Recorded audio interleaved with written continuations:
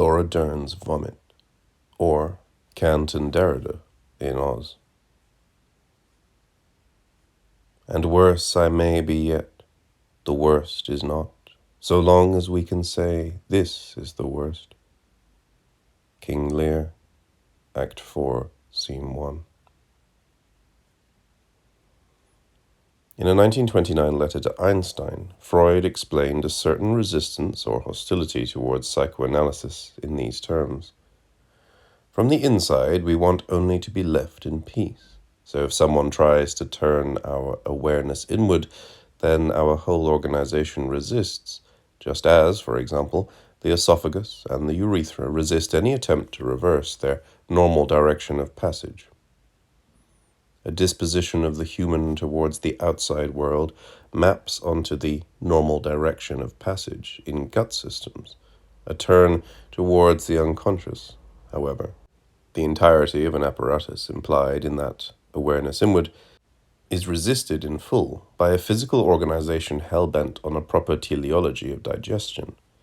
It is fitting that Freud turns to the figure of esophageal revolt to defend the inward turn of psychoanalytic reflection, both historically, as vomit was of great importance in his and Breuer's early work on the symptoms of hysteria, and evocatively, as analytic practice was accused of encouraging a vomitous production of questionably relevant speech, with the famous injunction that the patient must tell all.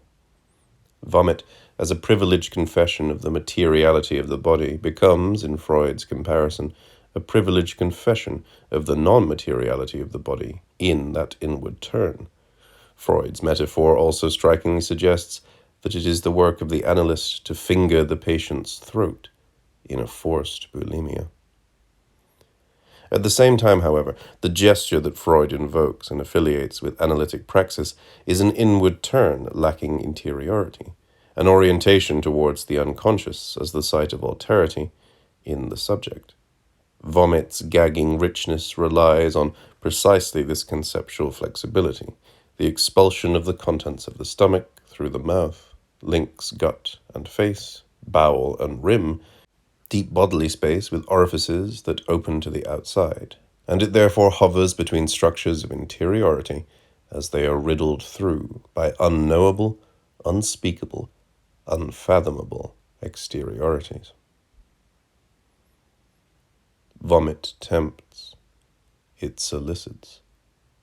If the first lure of vomit is this drive to construct it as a metaphor for any of those inward processes or exterior productions, to read, in other words, wet liquid rushes as anything other than vomit, the second is a rabid desire to link it to cause, to fix and determine why precisely one's lower esophageal sphincter has relaxed and abdominal musculature has contracted, because you are dying or because you are in pain, because you are pregnant, because you are a child, down my father's back. My argument in this essay will be that vomit must neither be treated as a metaphor that rushes past its foul materiality, nor reduced to narratives of provocation that bind it to the always comforting logic of ordered causality. Rather, two films by David Lynch suggest how vomit in film can function as a structure that puts formal material into play, and, further, that produces a relationship between ethics, violence, and lingering smell. Vomit is risky stuff. The danger for criticism is that we flow too fast past its formal operators, what it specifically does to a visual text. That vomit puts in play formal questions, and that the gut and alimentary canal might be subsumed to formal elements, is suggested in work dating back to the beginning of Lynch's career. His 1967 mixed media piece of screen and sculpture, sometimes titled 6 Figures Getting Sick or 6 Men Getting Sick, a symptomatic confusion, is indebted to Francis Bacon's onto-aesthetic project of rending figuration and representation to realign figures with rhythm, color, and what Deleuze calls the violence of sensation. This early piece is comprised of open-mouthed faces in ambiguous states of frozen expulsion, at once vomit and the scream or wail. The piece, often figured as Lynch's Ur-text, if not this, then the 1977 Eraserhead, consists of a screen sculpted into dimension, in a taking literally of Deleuze's notion of Baconian forces that model flesh or shake it. The figures in relief were modeled on Lynch's own body as an indexical cast. On the left side of the work are three sculpted heads. The most classical bust looks down, head tilted and resting in hand. The middle one parts its mouth as though in the beginnings of speech or a nascent Lacan. And the final figure is an open-mouthed scream of a being, Edvard Munch on the Odessa steps. A bifurcated half of another figure is painted as a flat image on the right side of the screen, while projected and increasingly abstracted head things fill out the grouping over the course of the 1-minute loop, set all the while to the piercing wails of a siren's sonic catastrophe.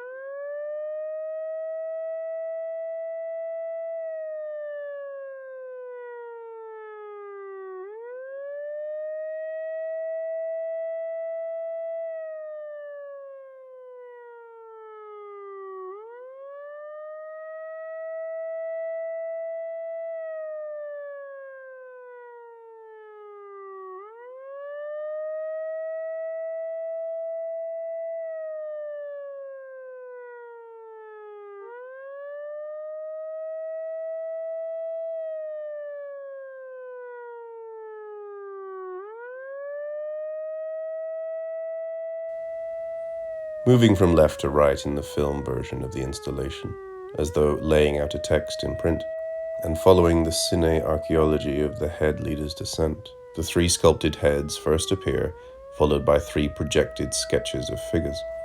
Under the numerical countdown, the word "look" flashes, the imperative displacing deixis from the wagging digital to the directed ocular.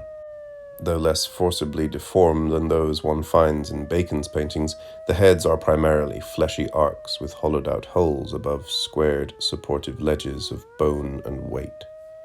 Two of the projected heads on the right bleed into each other through the mediation of a gut-like pouch with tubes and hollows, a schematic for a duodenal ethics of intersubjectivity through digestive flow. Each figure is eventually elongated by a slender tube leading to a paunchy round. In its curved frame appears a graphic spiral, sign of effective turbulence. The graphic and the gastric continually swap places in a perversion of the famous Godardian law of representation. It's not chyme, it's red. The piece is organized around the formal labors of the enteric nervous system.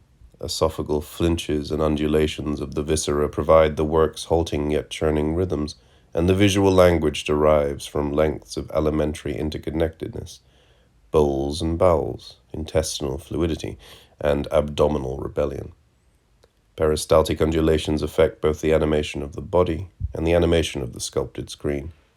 The inhalations of many swallowings and the exhalations of many heavings culminate in a gastric eschatology, in which the six figures vomit copious lines of dripping paint.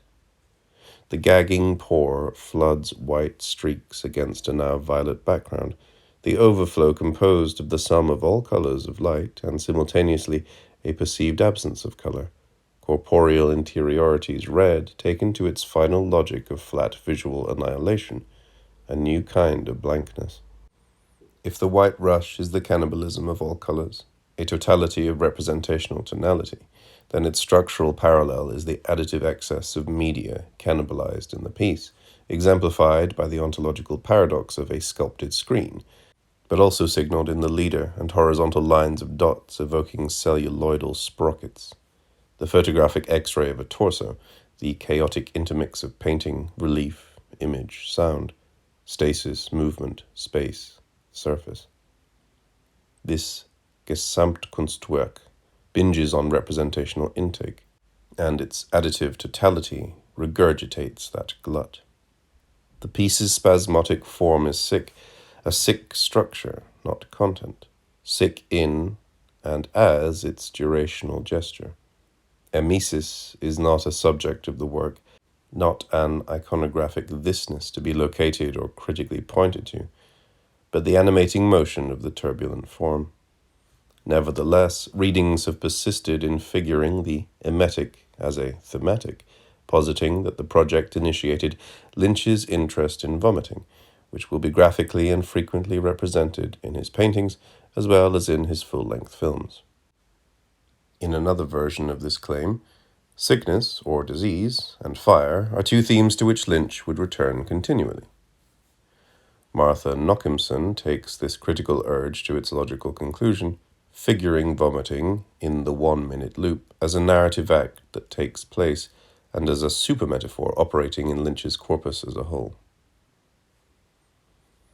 On the question of what takes place in the piece, there is disconcerting critical agreement on some version of the following account.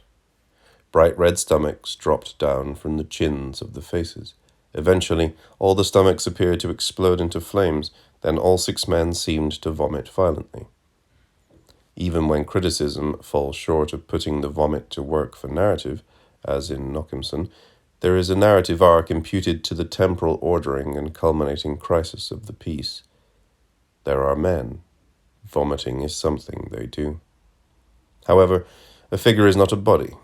Writing the vomit, or the vomiting, into the piece as a narrative occurrence, or thematic trope, involves critics in the ignominious task of fleshing out the figures, imputing to them a corporeal density, adding in exits and entries that must be prodded and poked to ascertain their material certainty. Sanitized in the literature is the messier violence of the spill of paint, the excavation of formal material from the materiality of the form. For the vomitus of a figure is always and only paint. The 6 figures are sick on form, or rather, there is no such are sick. They are getting sick in process and in movement, animated as sick and animatedly sick.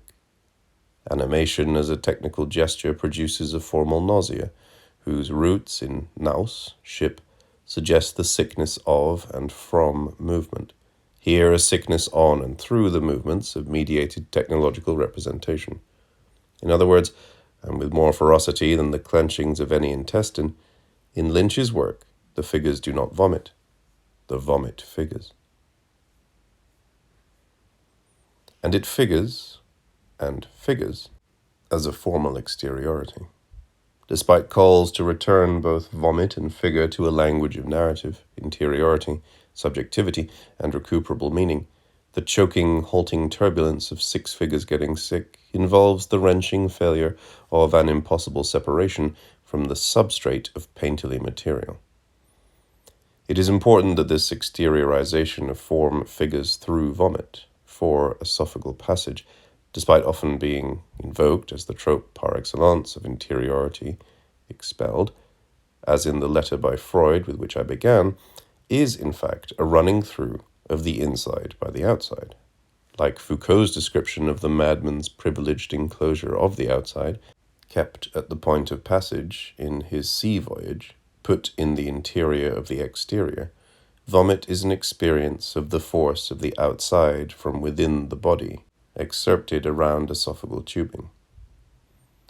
In 6 figures getting sick, against the telos of proper digestion, ending in defecation and a voiding of material through the coursing hollow at the center of the body, the face returns as the site of entry and exit, the mouth the only anus within the schematic, circling back intake in a citational recall as though performing the collapse of what Jean-Luc Nancy calls all the body's introductory topoi, including breaching bodies, excesses, orifices, pores and portals of all skins, scars, navels, blazon, pieces, and fields, body by body, place by place, entry by entry, by exit, into one singular site of swallowing, spewing activity.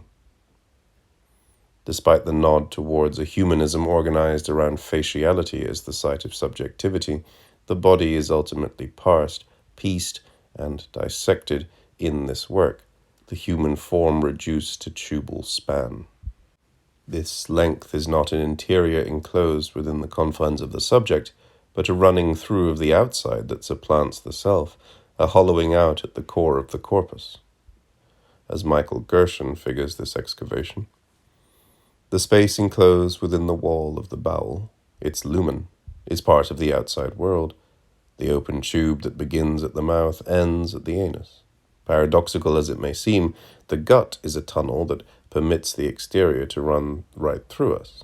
Whatever is in the lumen of the gut is thus actually outside our bodies.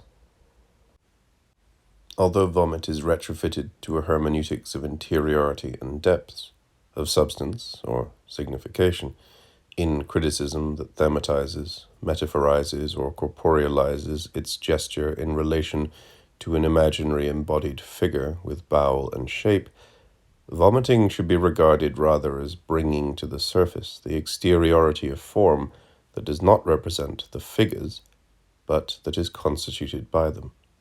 Six Figures Getting Sick is then neither about men sickened, nor a presentation of vomit as a trope, theme, or narrative. It is the sickness of and on form. If this heaving visual language constitutes one possibility for a formal, and neither spectatorial nor metaphorical disgust, Lynch's Vomit of 1967 retains one central problem, a stubborn link to the subject, a bind, that is, to vomiting. My argument requires the strict separation of vomiting from vomit. In fact, the theoretical framework to which this article is indebted insists on the distinction. In Economimesis, his analysis of the role of disgust in Kant's aesthetic philosophy, Derrida writes, "It is indeed vomit that interests us rather than the act or process of vomiting, which are less disgusting than vomit insofar as they imply an activity, some initiative whereby the subject can at least still mimic mastery or dream it in auto-affection, believing that he makes himself vomit. It is vomit itself, in its material being there, that figures not as a sign of disgust, but as the irreducible undigested aspect of disgust that interests both Derrida and me.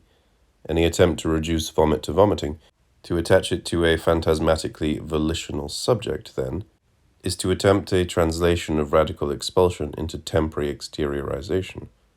Similarly, Lynch's triumph over attempts to put vomit to work as something other than vomit is to lose the subject altogether in his 1990 Wild at Heart. Instead of figures getting sick, sick in the later film is all there is. Economimesis figures vomit as central to transcendental aesthetics, continuing a long tradition in philosophy that privileges vomit for theorizing disgust, and privileges disgust for theorizing as its negative, the field of aesthetics. As though rising out of the sticky muck of the aesthetics pleasures itself, in the mid-18th century debates that ultimately constituted the separate field of philosophy called aesthetics, Ekel, disgust, loathing, is first linked to an overindulgence on the aesthetic, an excessive sweetness that past a certain point becomes nauseating. The risk of overdose on the beautiful, a surfeit experience of pleasure, can thus lead to the sensation of unpleasure, a supersatiation, an exhaustion of the senses in what ultimately refuses distance or contemplation. Therefore, corresponding rules were developed for holding at bay the aesthetic, and gastronomic and erotic lure of gorging until one chokes. The strongest formulation of disgust's law of exclusion appears in Kant's third critique, in a discussion of the mimetic and the beautiful. The furies, diseases, devastations of war can, as harmful things, be very beautifully described, indeed even represented in painting. Only one kind of ugliness cannot be represented in a way adequate to nature without destroying all aesthetic satisfaction, hence beauty in art, namely that which arouses loathing, Ekel. For since in this strange sensation, resting on sheer imagination, the object is represented as if it were imposing the enjoyment which we are nevertheless forcibly resisting, the artistic representation of the object is no longer distinguished in our sensation itself from the nature of the object itself, and it then becomes impossible for the former to be taken as beautiful. Ekel is the particular form of ugliness that functions as the limit for the possibilities of the aesthetic. For Kant, as for much aesthetic theory of the time, disgust figures as an unintegratable aspect of the aesthetic, that the aesthetic cannot speak or digest, as goes Derrida's formulation in Economimesis. Here, Derrida's deconstructive laser is focused on several terms in Kant's logic, in particular the seeming opposition between pleasure and enjoyment, and the titular relation between mimesis and oikonomia, art and salary. It is to the role of disgust in Kant's aesthetic, but also logocentric philosophy, that Derrida eventually turns, and turn, Strephheim, is appropriate here, as disgust is framed as a catastrophe for the philosophy of the beautiful. The mouth, as a key but ambiguous term in Kantian philosophy, becomes the central site for a struggle over the opposing terms in Derrida's reading. As Derrida writes of Kant's oral examples and metaphors, there is a certain allergy in the mouth between pure taste and actual tasting, dégustation. Disgust poses the problem of relating the two forms of taste, aesthetic, and taste, tasting, to each other, a relation that will be figured as an irreducible opposition. As the question of orality comes to the fore, Derrida insists on the double sense in which mouth is taken and given in Kant. This mouth no longer merely occupies one place among others. It can no longer be situated in a typology of the body, but seeks to organize the sites and to localize all the organs. Place of consumption, sensual, taste, and production, textual, logos. The mouth becomes a fold. Derrida finally distinguishes in Kant between two means of entering and two means of leaving the mouth, where one would be expressive and emissive, of the poem in the best case, the other vomitive or emetic. The certain mouth of Kantian interiorization assimilates everything to itself by idealizing it within interiority, masters everything by mourning its passing, refusing to touch it, to digest it naturally, but digests it ideally, produces disinterestedness in the possibility of pronouncing judgments, governs a space of analogy into which it does not let itself be drawn. Ekel functions as the border which traces its limits and the frame of its paragon. In other words, that which is excluded from it and what, proceeding from this exclusion, gives it form, limit, and contour. Disgust's productive exclusion from fields of good taste defines and gives shape to the field of the aesthetic itself. The prohibiting gesture that Derrida locates is not one that is reducible to any opposition to ingestion, for it is not a relation that is in play, but another figuration altogether of the negative, the excluded, the limit. Kant's logophonocentrism excludes what does not allow itself to be digested, or represented, or stated. It is an irreducible heterogeneity which cannot be eaten either sensibly or ideally, and which, this is the tautology, by never letting itself be swallowed, must therefore cause itself to be vomited. The centrality of vomit to transcendental aesthetics is not due only to its specific parergonal overflow, for Derrida, then that it neatly, if also wetly, figures for all that is excluded, rejected, emitted, expelled. He goes much further to call vomit a scheme that structures the very form of the exclusion in Kantian thought. I don't think that sentence makes sense. I think it would with an if at the beginning. Two things are seemingly undigestible for the transcendental aesthetic: the shattering negative pleasures of the sublime and the figuration of the ugly in the fine arts. But, in fact, neither stands outside Kant's system. Although repulsive on one of its faces, Derrida writes, the sublime is not the absolute other of the beautiful. It still provokes a certain pleasure. The negativity of the sublime, and that of the ugly, evil, or horrible, is recuperable. The non-recuperable, excluded, is a singular, unassimilable thing, and it therefore forms the transcendental of the transcendental, the non-transcendentalizable, the non-idealizable, and that is the disgusting. As the whole of absolute otherness in aesthetics, disgust poses a problem for Kant's theory of representation. Vomit is represented in advance as forcing pleasure, and that is why it disgusts. The disgusting or reviling is too much of the object that it purports to represent. Recall Kant's language. The object is represented as if it were imposing the enjoyment which we are nevertheless forcibly resisting. In other words, disgust is the expression of an ugliness that fails to represent, that cannot therefore be reinscribed into an aesthetic, or, in a different sense of its failure to represent, political economy. It is a representation that, in Derrida's words, annuls itself, that fails in relation to the representable, that forces one to consume, but without allowing any chance for idealization. Disgust comes too close. It forces itself down your throat and yet cannot be digested, only expelled forever, utterly. Hence Derrida's memorable conclusion, the disgusting can only be vomited. This is the particular perversion of disgust. It provides excessive enjoyment, à la jouissance, and thus, in turn, it eats the conditions for the possibility of pleasure. In a formulation horrible for Kant, if acceptable to a Nietzsche or a Bataille, disgust makes one desire to vomit. In all this so far, we have remained with the mouth, the embouchure. In the French, dégoût lets disgust rest lightly on lips, teeth, tip of the tongue, all that is involved in either hungrily taking in or appallingly refusing matters of goût.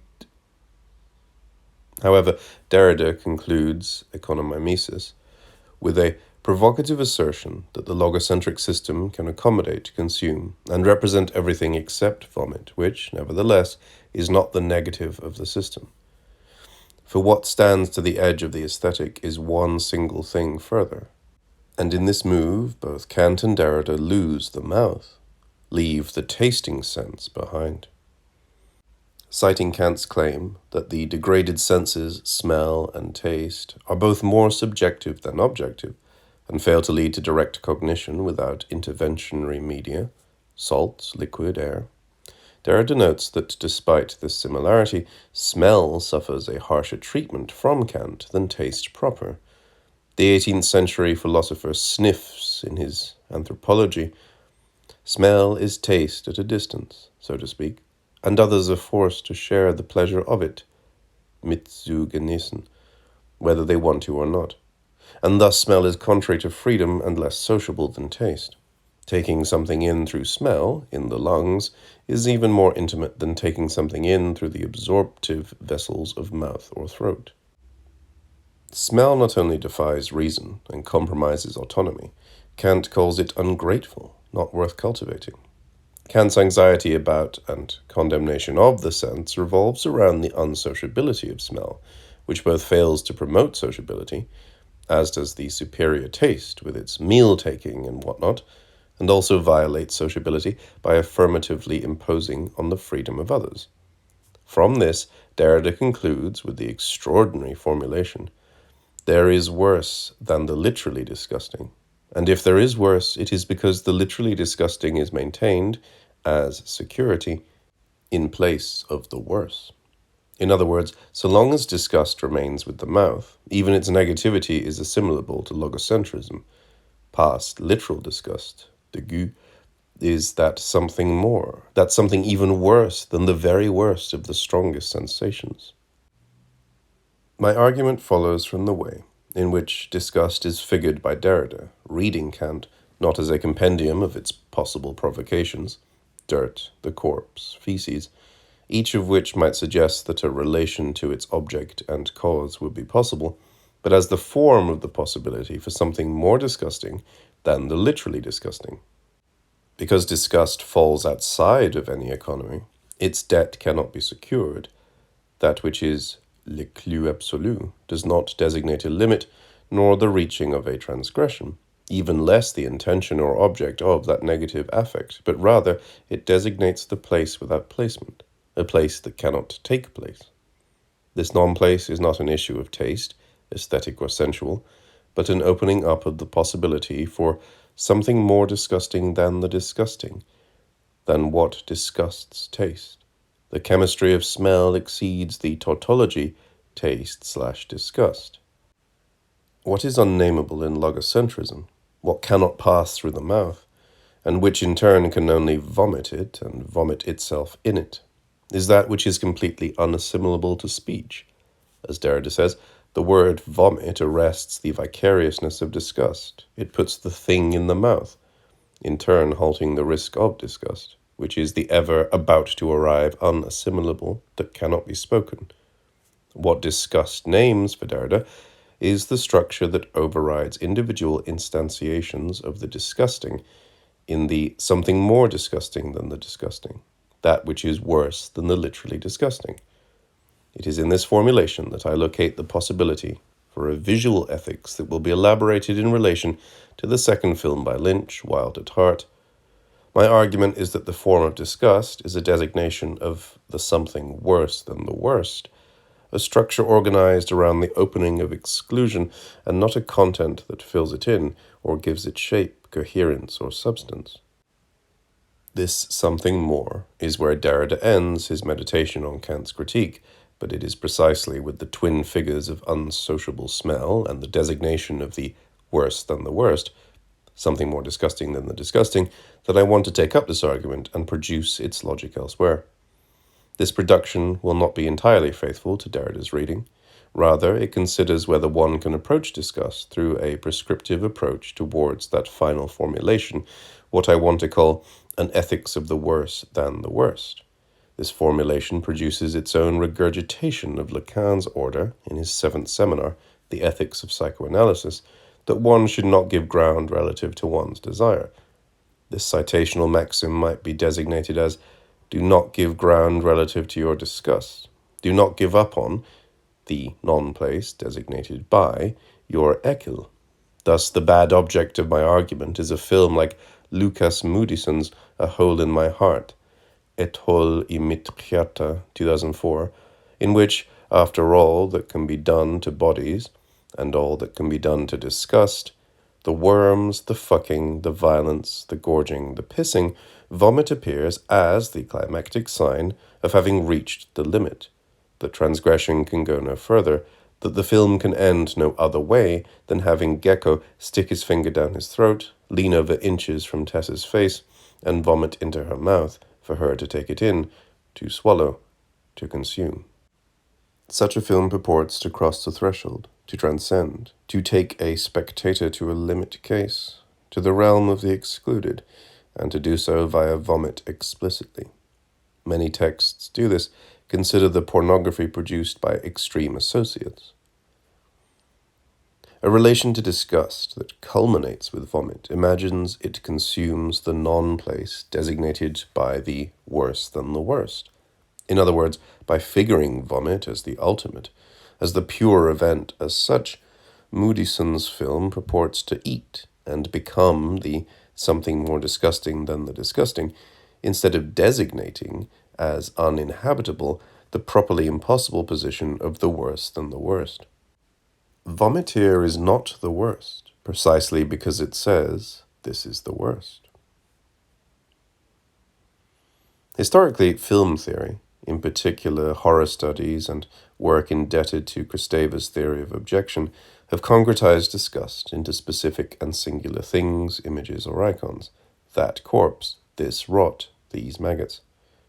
However, doing so involves what Derrida describes as making a down payment on something before true disgust, paying out a security in place of disgust as such.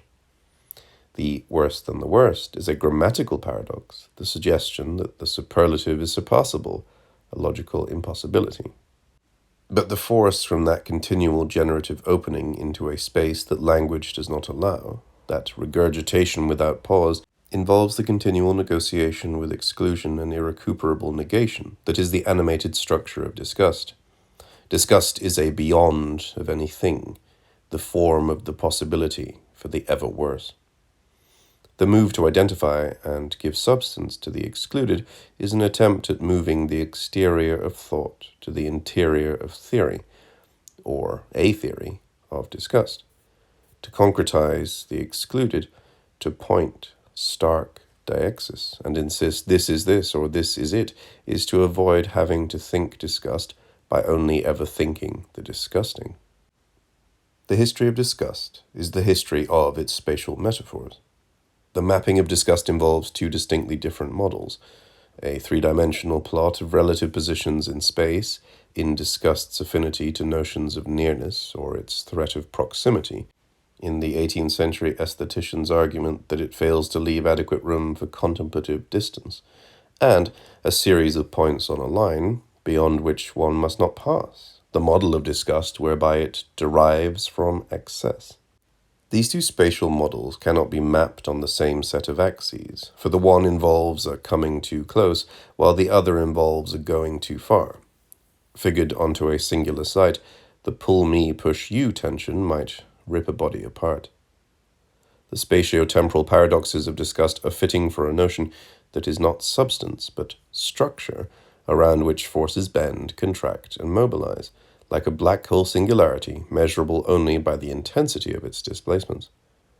Theories that fix disgust in space and time lose not only the movements of disgust as a generative structure, but attempt to co-opt the certainty of positions in space at the expense of losing disgust's speed, velocity, and nauseous rush. Indeed, disgust's emesis compels a reversal of metaphorical energies, less the black hole vacuum of meaning that its zero-point function, as the excluded of philosophy might suggest. Disgust is far more like the hypothetical white hole, an emissive, productive horizon, ejecting matter in place of absorbing it. In place of a structure that can only suck things in, disgust continuously spits things out. You might say that disgust continually vomits that which it never consumed. If the black hole pathos is that it is that from which nothing can escape, the white hole ethos is that it is that which is impossible to reach, because there is always a horizon beyond which the worse than the worst may be put into play. The worst is exceedable by the ever worse. It is therefore never fully arrived, and thus, certainly, and ineluctably, the worst is always yet to come.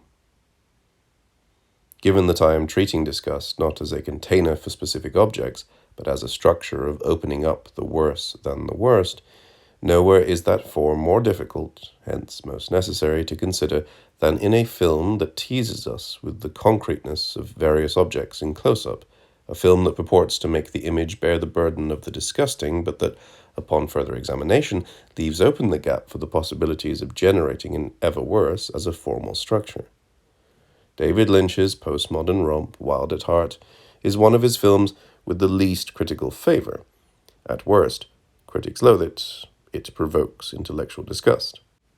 In one sense, the film requires and provides no plot summary, for it is largely a film of instants, memorable spectacles, The Man in the Bar Who Barks Like a Dog, Nicolas Cage's Sailor Ripley singing Elvis songs, parodic quotations, largely of The Wizard of Oz, and signs of the Lynchian universe. It appears to be set in both the 1980s and the 1950s. Violence erupts under seemingly polite social circumstances, etc. At the same time, things do take place in the film, though because it is a road movie, that taking place is always a displacement of sorts, a taking place in motion's trajectory. The film opens with Sailor fighting and killing a man who has been hired by the mama of his sweetie Lula Fortune, a writhing Laura Dern. Violence is introduced asymmetrically as an effect always in excess of its cause. Though parentally forbidden, Lula waits for Sailor to get out of prison, takes up with him again, and runs off to the Anti-Oz, a sleepy Texas town where trouble and strangeness persistently follow them, as do the various men Lula's mother has hired to kill Sailor and separate the lovers forever. It is in Texas that Laura Dern vomits, and, as though conforming to Derrida's insistence that one must think vomit, and not the act or process of vomiting, the close-up of the vomit presents it distinctly a posteriori, in its material facticity as such, and well after it has come into being. The vomit arrives, as all good strangers must, from out of nowhere. In the latter half of the film, Sailor and Lula bide their time in a motel room, fucking, loving, planning for futures that will inevitably be deferred.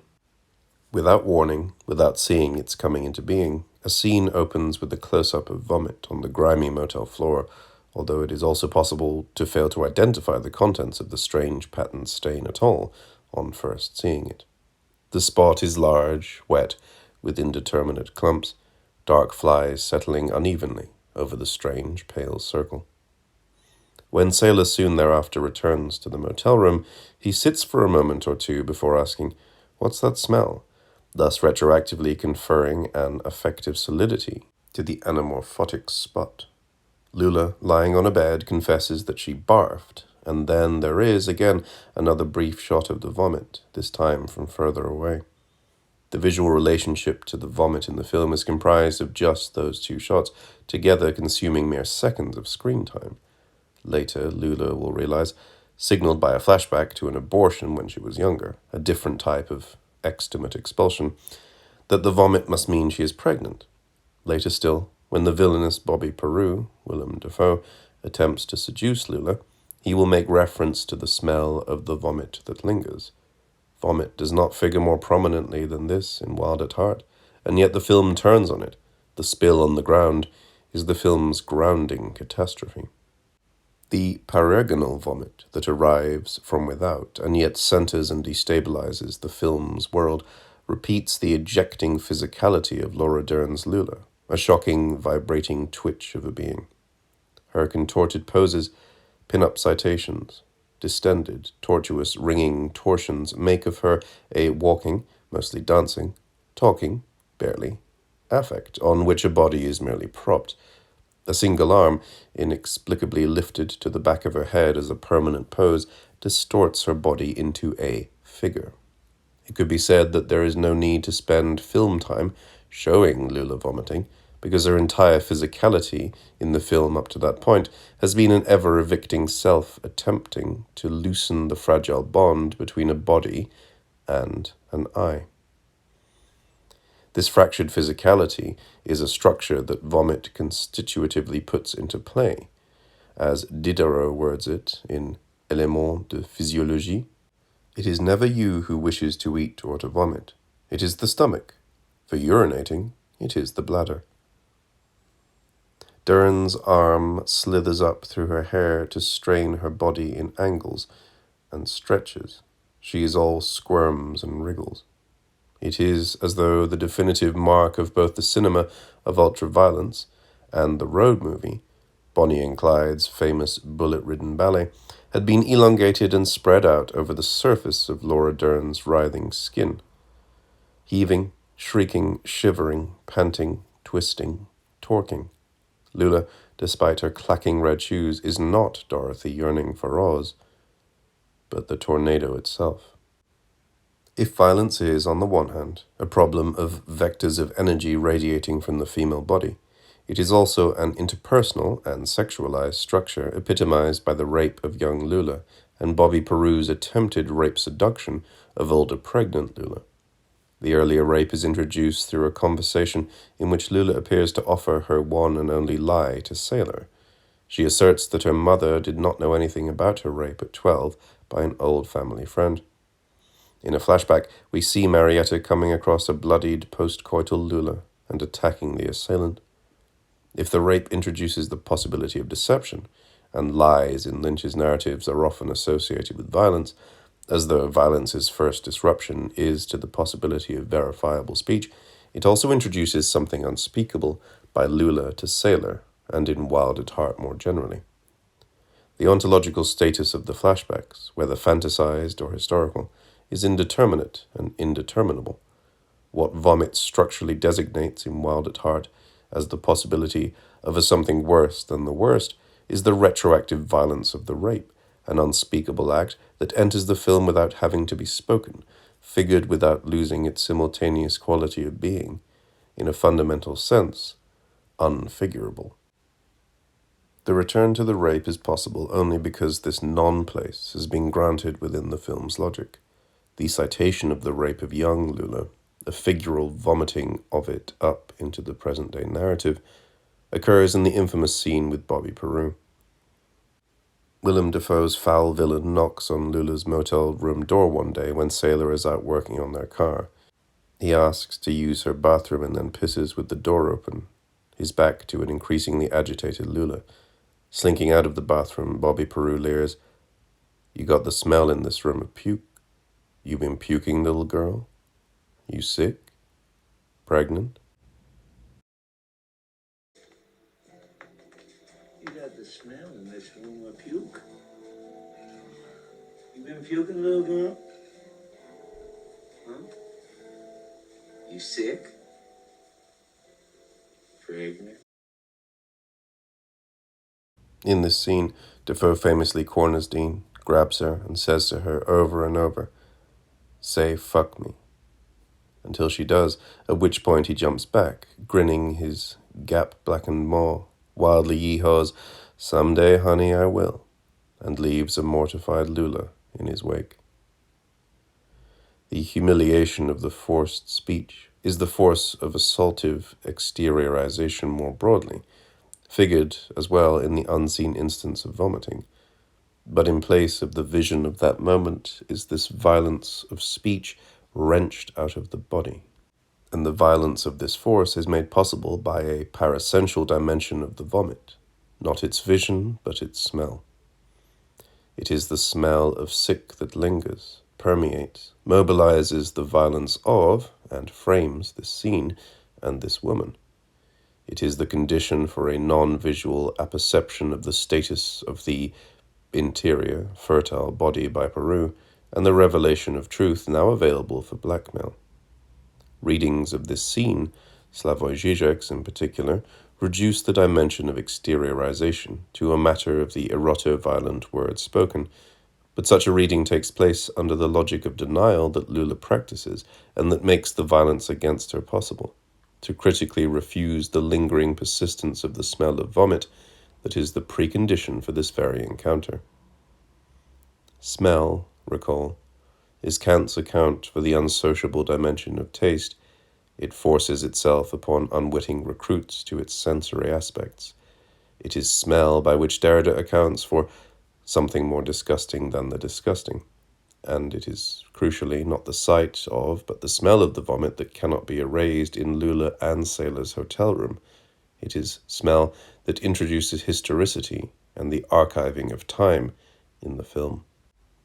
It is the threatening mobility of sense that grounds the scene in a materiality that is of, but also beyond, bodies, and that makes, in fact, the forced utterance of "fuck me" only a citation of the more unmediated force of the smell of the vomit that already moves between, around, and among bodies.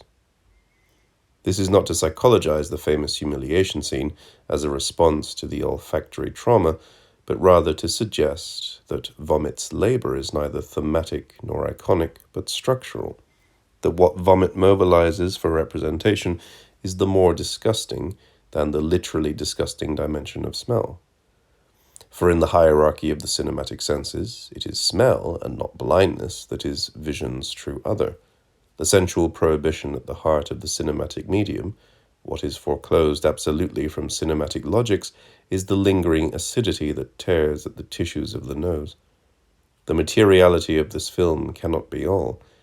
Designated as centering Wild at Heart, framing it and framing Lula, is something that necessarily, absolutely and irreducibly, is excluded from its sensual workings. In other words, in Lynch's film, terrible, unthinkable violence is smelled instead of spoken. Smelled because it cannot be spoken. What vomit introduces in Wild at Heart is neither an appeal to an embodied spectator, nor a trope, nor a thematic subject or metaphorical expression. It puts into place, instead, the force of the olfactory as the formal agent that designates a structural rend at the center of the film and that opens film form up to alterity.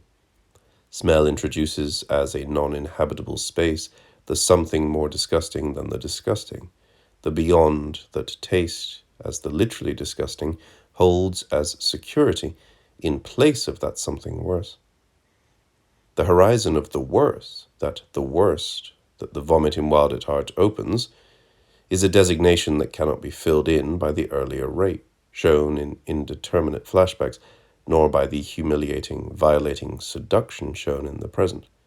But that is the condition that makes the unspeakability, the exteriority of both to the film's narrative logic, possible in the first place. In place of the close-up of the vomit figuring as the "this is this" model of disgust as over-present, violently imposed on a spectator, Laura Dern's vomit introduces something not given over to any perceiver, but that forces the film's narrative to nevertheless tarry with its unsociable sensual force. In place of recuperating disgust for the visual by treating puke as something seen and not smelled, Lynch lets his vomit linger and reek. It orders bodies around, frames and hunts, reveals and accuses. It damns. Wild at Heart is the nightmare of the transcendental aesthetic, in which what is absolutely foreclosed is not vomit, but the possibility of a vicariousness of vomit. Derrida. Recall that vicarious means to be suffered by a substitute, an exchange of bodies, the shareability of horrors. The film does not engage disgust in a metaphorical binary of the beautiful versus the ugly, rather it commits to the overflow of vomit, its structural supplementarity, its position as the absolutely excluded. Vomit, then, is not a proxy for the other unfigurable violences in the film.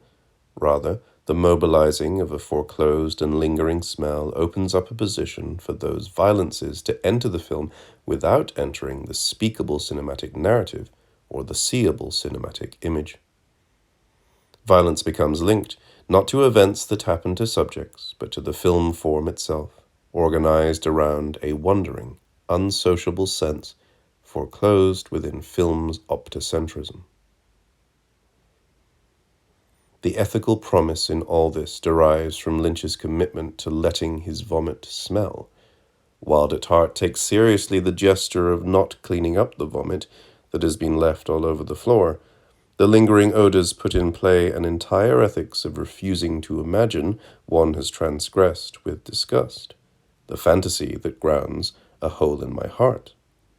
Instead, the wild persistence of six smell extends in time as a form of the law by which further transgression is always unnecessarily deferred. Smells is what grounds the film in the certainty that the worst is not yet. The alternative to not cleaning up the vomit is to imagine that one can swallow it without having to expel it. One fantasizes, that is, that one can secure an economy with and of disgust. Recall the crucial insistence from Derrida. There is worse than the literally disgusting. To give ground relative to one's disgust, then, is to give up on the possibility of engaging with the truly unspeakable, except in violating, through speaking, except in being unfaithful to the event's very unspeakability. A fidelity to the ethics of the worse than the worst takes seriously the impossibility of disgust remaining with the mouth. It refuses the lie that imagines that vomit produces an encounter with the limit, tarrying with a worse that is always yet to come, definitively not there, where one can say it has arrived, and that will not be there when it has arrived because of its vicariousness, commits a text to the far less sure structure by which vomit opens up a deferred and uncertain limit. But in this great textual uncertainty, and it is great, it is rare, consider how many films clean up their vomit, in this abandonment through retaining a non-occupied place of the something more disgusting than the disgusting, is to be seen something very troubling to those who would insist that a camp or postmodern aesthetic has no room for an ethics. For a practice, textual or let us say any, of not giving up on one's ekel, designates the unassimilable without attempting to return it to the realm of the assimilable through what is always a form of violence. Do not imagine that this is a metaphor.